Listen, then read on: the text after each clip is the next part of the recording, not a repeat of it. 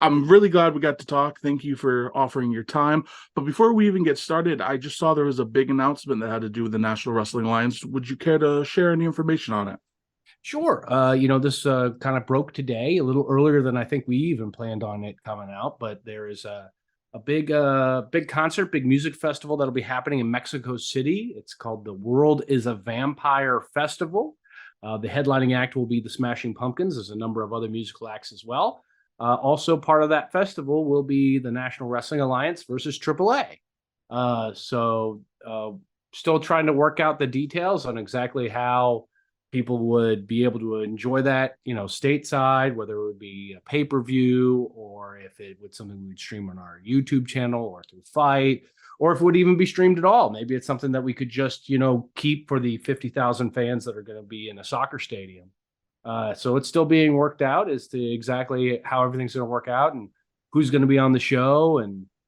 But it's kind of showing that, the international reach that the National Wrestling Alliance has. And I mean, people have seen that, for decades, and the relationships that the NWA, it says National Wrestling Alliance, but when you take a look at all the different territories internationally and the relationships that the NWA has had, particularly with Japan, and then a lot of other territory areas, you could say, in Europe, and the history that has to go along with that. And of course, in Mexico as well. So there's a long history of, cooperation and fun that we have with our friends over at AAA.